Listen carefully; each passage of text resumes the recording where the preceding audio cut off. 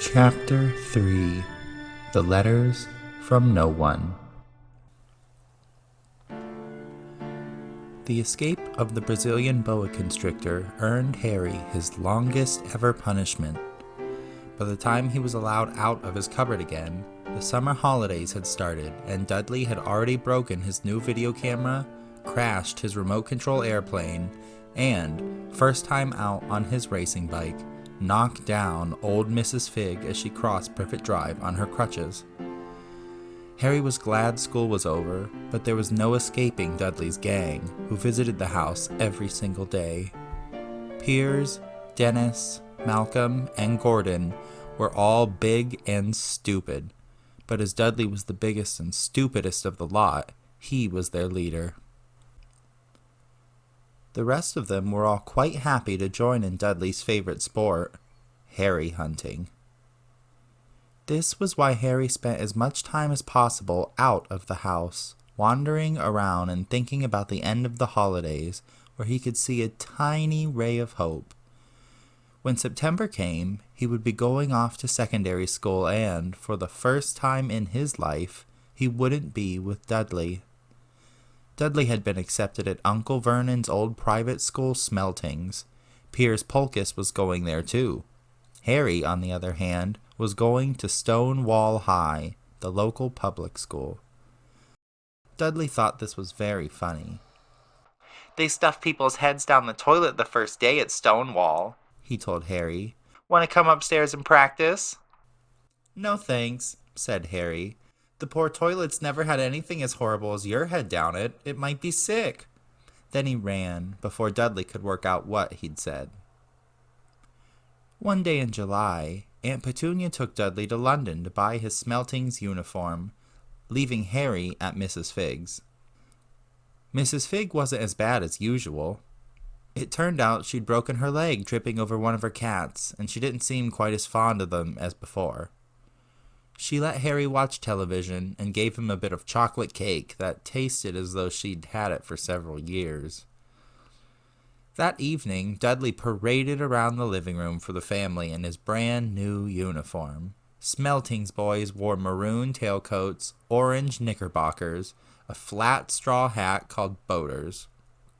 They also carried knobbly sticks, used for hitting each other while the teachers weren't looking. This was supposed to be good training for later life. As he looked at Dudley in his new knickerbockers, Uncle Vernon said gruffly that it was the proudest moment of his life. Aunt Petunia burst into tears and said she couldn't believe it was her ickle Dudleykins. He looked so handsome and grown up. Harry didn't trust himself to speak. He thought two of his ribs might already have cracked from trying not to laugh. There was a horrible smell in the kitchen the next morning when Harry went in for breakfast. It seemed to be coming from a large metal tub in the sink. He went to have a look. The tub was full of what looked like dirty rags swimming in gray water. "What's this?" he asked Aunt Petunia. Her lips tightened, as they always did if he dared to ask a question. "Your new school uniform," she said. Harry looked in the bowl again. "Oh," he said. "I didn't realize it had to be so wet." "Don't be stupid," snapped Aunt Petunia. "I'm dyeing some of Dudley's old things gray for you. It'll look just like everyone else's when I've finished."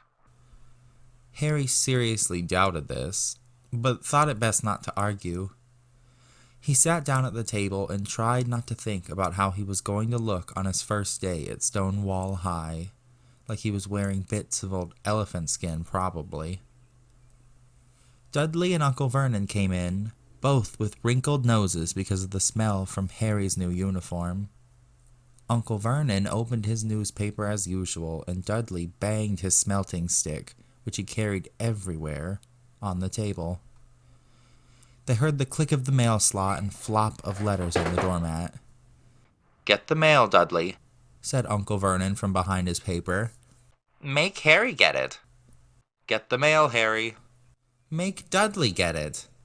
"Poke him with your smelting stick, Dudley." Harry dodged the smelting stick and went to get the mail. 3 things lay on the doormat. A postcard from Uncle Vernon's sister Marge, who was vacationing on the Isle of Wight, a brown envelope that looked like a bill, and a letter for Harry.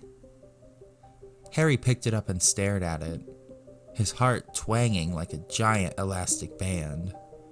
No one ever in his whole life had written to him. Who would? He had no friends, no other relatives. He didn't belong to the library, so he'd never even got rude notes asking for books back. Yet here it was, a letter, addressed so plainly there could be no mistake.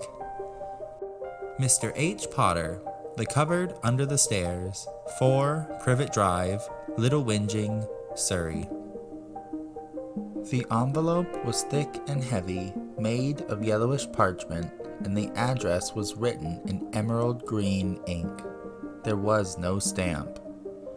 Turning the envelope over, his hand trembling, Harry saw a purple wax seal bearing a coat of arms, a lion, an eagle, a badger, and a snake, surrounding a large letter H.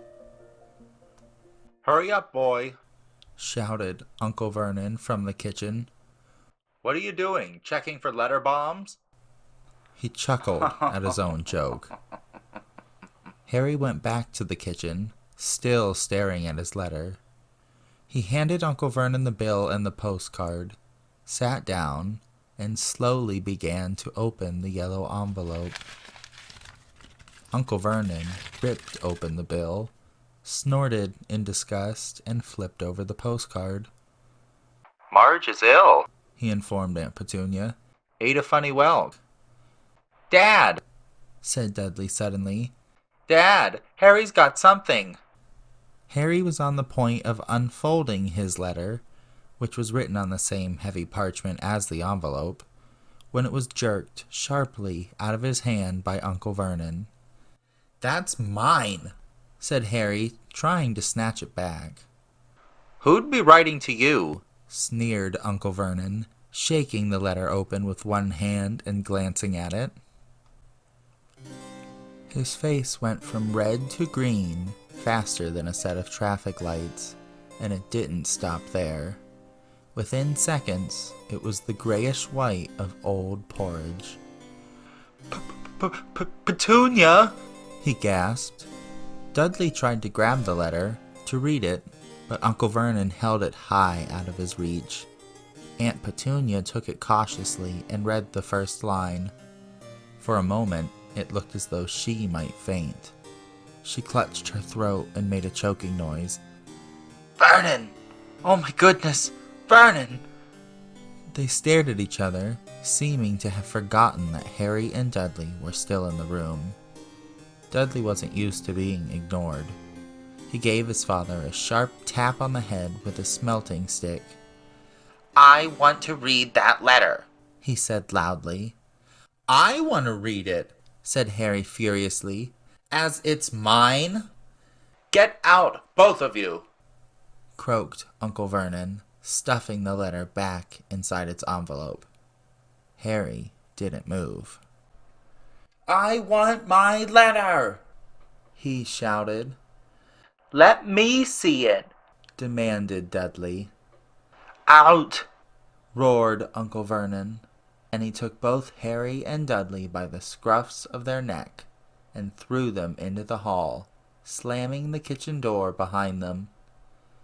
Harry and Dudley promptly had a fight over who would listen at the keyhole. Dudley won, so Harry, his glasses dangling from one ear, lay flat on his stomach to listen at the crack between door and floor. "Vernon," Aunt Petunia was saying in a quivering voice, "look at the address. How could they possibly know where he sleeps?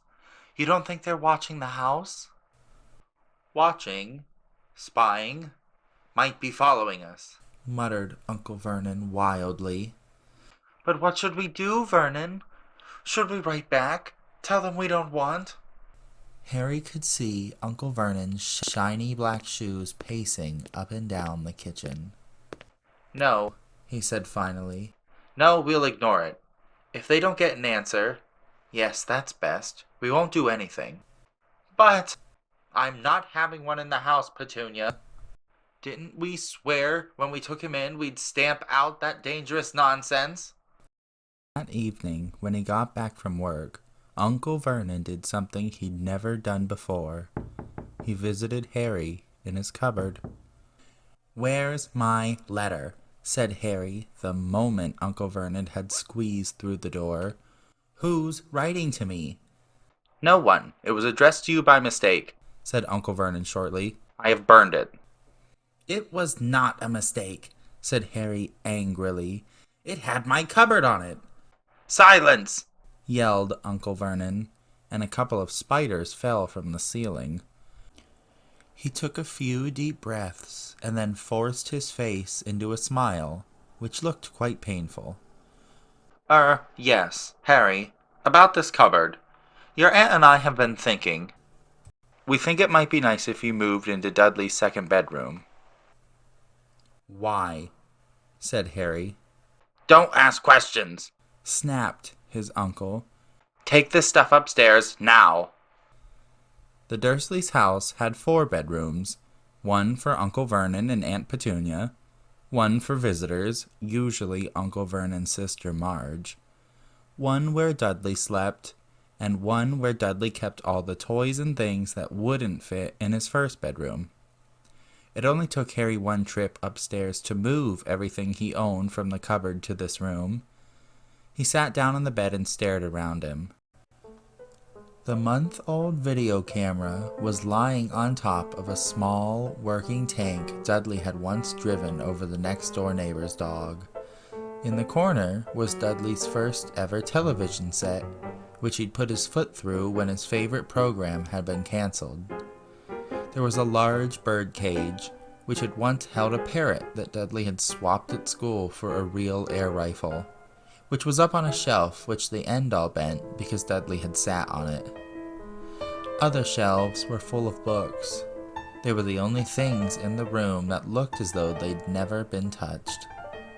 From downstairs came the sound of Dudley bawling at his mother. I don't want him in there. I need that room. Make him get out. Harry sighed and stretched out on the bed. Yesterday, he'd have given anything to be up here. Today, he'd rather be back in his cupboard with that letter than up here without it. Next morning at breakfast, everyone was rather quiet. Dudley was in shock. He'd screamed, whacked his father with a smelting stick, been sick on purpose, kicked his mother, and thrown his tortoise through the greenhouse roof, and he still didn't have his room back. Harry was thinking about this time yesterday and bitterly wishing he'd opened the letter in the hall. Uncle Vernon and Aunt Petunia kept looking at each other darkly. When the mail arrived, Uncle Vernon, who seemed to be trying to be nice to Harry, made Dudley go and get it. They heard him banging things with a smelting stick all the way down the hall. Then he shouted, There's another one. Mr. H. Potter, the smallest bedroom, 4 Privet Drive. With a strangled cry, Uncle Vernon leapt from his seat and ran down the hall, Harry right behind him. Uncle Vernon had to wrestle Dudley to the ground to get the letter from him, which was made difficult by the fact that Harry had grabbed Uncle Vernon around the neck from behind. After a minute of confused fighting, in which everyone got hit a lot by the smelting stick, Uncle Vernon straightened up, gasping for breath, with Harry's clutched letter in his hand. Go to your cupboard. I mean, your bedroom. He wheezed at Harry. Dudley, go. Just go. Harry walked round and round his new room. Someone knew he had moved out of his cupboard, and they seemed to know he hadn't received his first letter. Surely that meant they'd try again? And this time he'd make sure they didn't fail. He had a plan. The repaired alarm clock rang at 6 o'clock the next morning. Harry turned it off quickly and dressed silently. He mustn't wake the Dursleys. He stole downstairs without turning on any of the lights. He was going to wait for the postman on the corner of Privet Drive and get the letters for number 4 first. His heart hammered as he crossed the dark hall toward the front door. Ah! Harry leapt into the air. He'd trodden on something big and squashy on the doormat. Something alive. Lights clicked on upstairs, and to his horror, Harry realized that the big squashy something had been his uncle's face. Uncle Vernon had been lying on the floor at the foot of the door in a sleeping bag, clearly making sure that Harry didn't do exactly what he'd been trying to do. He shouted at Harry for about half an hour, and then told him to go and make a cup of tea. Harry shuffled miserably off into the kitchen, and by the time he got back, the mail had arrived right into Uncle Vernon's lap. Harry could see 3 letters addressed in green ink. "I want," he began, but Uncle Vernon was tearing the letters into pieces before his eyes. Uncle Vernon didn't go to work that day. He stayed at home and nailed up the mail slot. "See," he explained to Aunt Petunia through a mouthful of nails, "if they can't deliver them, they'll just give up." "I'm not sure that'll work, Vernon." "Oh, these people's minds work in strange ways, Petunia. They're not like you and me," said Uncle Vernon, trying to knock in a nail with the piece of fruitcake Aunt Petunia had just brought him. On Friday, no less than 12 letters arrived for Harry. As they couldn't go through the mail slot, they had been pushed under the door, slotted through the sides, and a few even forced through the small window in the downstairs bathroom. Uncle Vernon stayed at home again. After burning all the letters, he got out a hammer and nails and boarded up the cracks around the front and back doors so no one could go out. He homed tiptoe through the tulips as he worked and jumped at small noises. On Saturday, things began to get out of hand. 24 letters to Harry found their way into the house, rolled up and hidden inside each of the 24 eggs that their very confused milkman had handed Aunt Petunia through the living room window. While Uncle Vernon made furious telephone calls to the post office and the dairy, trying to find someone to complain to, Aunt Petunia shredded the letters in her food processor. "Who on earth wants to talk to you this badly?" Dudley asked Harry in amazement. On Sunday morning, Uncle Vernon sat down at the breakfast table looking tired and rather ill, but happy. "No post on Sundays," he reminded them cheerfully as he spread marmalade on his new papers. "No damn letters today." Something came whizzing down the kitchen chimney as he spoke and caught him sharply on the back of the head. Next moment, 30 or 40 letters came pelting out of the fireplace like bullets. The Dursleys ducked, but Harry leapt into the air trying to catch one. "Out! Out!" Uncle Vernon seized Harry around the waist and threw him into the hall. When Aunt Petunia and Dudley had run out with their arms over their faces, Uncle Vernon slammed the door shut. They could hear the letters still streaming into the room, bouncing off the walls and floor. "That does it," said Uncle Vernon, trying to speak calmly but pulling great tufts out of his mustache at the same time. "I want you all back here in 5 minutes ready to leave. We're going away. Just pack some clothes. No arguments." He looked so dangerous with half his mustache missing that no one dared argue. 10 minutes later, they had wrenched their way through the boarded-up doors and were in the car, speeding toward the highway. Dudley was sniffling in the back seat. His father had hit him round the head for holding them up while he tried to pack his television, VCR, and computer in a sports bag. They drove, and they drove. Even Aunt Petunia didn't dare ask where they were going. Every now and then, Uncle Vernon would take a sharp turn and drive in the opposite direction for a while. Shake 'em off, He would mutter whenever he did this. They didn't stop to eat or drink all day. By nightfall, Dudley was howling.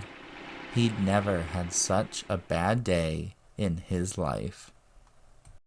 He was hungry. He'd missed 5 television programs he'd wanted to see, and he'd never gone so long without blowing up an alien on his computer. Uncle Vernon stopped at last outside a gloomy-looking hotel on the outskirts of a big city. Dudley and Harry shared a room with twin beds and a damp, musty sheets. Dudley snored, but Harry stayed awake, sitting on the windowsill staring down at the lights of passing cars and wondering. They ate stale cornflakes and cold tinned tomatoes on toast for breakfast the next day. They had just finished when the owner of the hotel came over to their table. "Excuse me, but is one of you Mr. H. Potter? Only, I got about 100 of these at the front desk." She held up a letter so they could read the green ink address. Mr. H. Potter, Room 17, Railview Hotel, Cokeworth. Harry made a grab for the letter, but Uncle Vernon knocked his hand out of the way. The woman stared. "I'll take them," said Uncle Vernon, standing up quickly and following her from the dining room. "Wouldn't it be better to just go home, dear?" Aunt Petunia suggested timidly, hours later, but Uncle Vernon didn't seem to hear her. Exactly what he was looking for, none of them knew. He drove them into the middle of a forest, got out, looked around, shook his head, got back in the car, and off they went again. The same thing happened in the middle of a plowed field, halfway across a suspension bridge, and at the top of a multi-level parking garage. "Daddy's gone mad, hasn't he?" Dudley asked Aunt Petunia dully late that afternoon. Uncle Vernon had parked at the coast, locked them all inside the car, and disappeared. It started to rain. Great drops beat on the roof of the car. Dudley sniffled. "It's Monday," he told his mother. "The Great Humberto's on tonight. I want to stay somewhere with a television." Monday. This reminded Harry of something.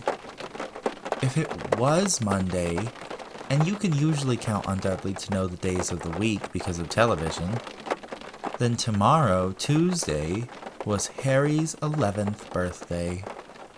Of course, his birthdays were never exactly fun. Last year, the Dursleys had given him a coat hanger and a pair of Uncle Vernon's old socks. Still, they weren't 11 every day. Uncle Vernon was back, and he was smiling. He was also carrying a long, thin package and didn't answer Aunt Petunia when she asked what he'd bought. "Found the perfect place," he said. "Come on, everyone out." It was very cold outside the car. Uncle Vernon was pointing at what looked like a large rock way out at sea. Perched on top of the rock was the most miserable little shack you could imagine. One thing was certain. There was no television in there. "Storm forecast for tonight," said Uncle Vernon gleefully, clapping his hands together. "And this gentleman's kindly agreed to lend us his boat." A toothless old man came ambling up to them, pointing, with a rather wicked grin, at an old rowboat bobbing in the iron-gray water below them. "I've already got us some rations," said Uncle Vernon. "So, all aboard." It was freezing in the boat. Icy sea spray and rain crept down their necks, and a chilly wind whipped their faces. After what seemed like hours, they reached the rock, where Uncle Vernon, slipping and sliding, led the way to the broken-down house. The inside was horrible. It smelled strongly of seaweed. The wind whistled through the gaps in the wooden walls, and the fireplace was damp and empty. There were only 2 rooms. Uncle Vernon's rations turned out to be a bag of chips each and 4 bananas. He tried to start a fire, but the empty chip bags just smoked and shriveled up. Could do with some of those letters now, eh? He said cheerfully. He was in a very good mood. Obviously, he thought nobody stood a chance of reaching them here in the storm to deliver mail. Harry privately agreed, though the thought didn't cheer him up at all. As night fell, the promised storm blew up around them.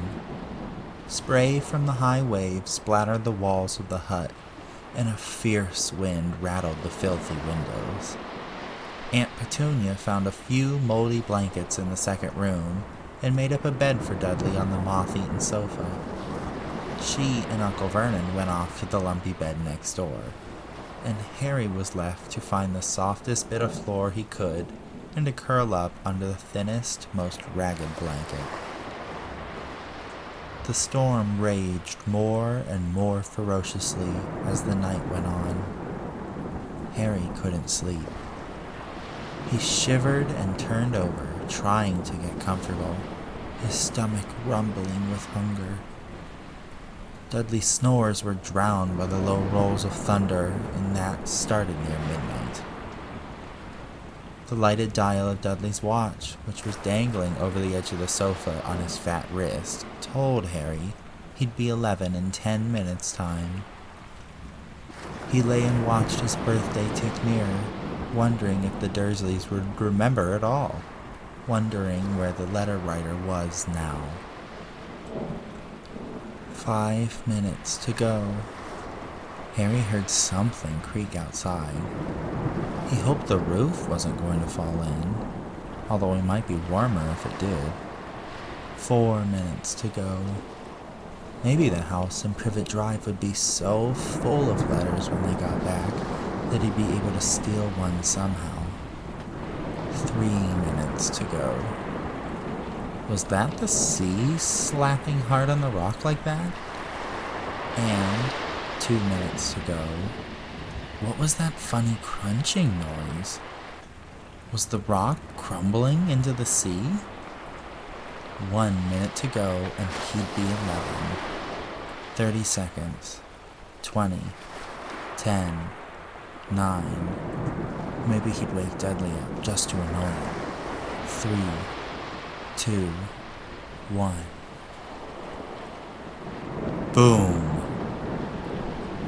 The whole shack shivered, and Harry sat bolt upright, staring at the door. Someone was outside, knocking to come in.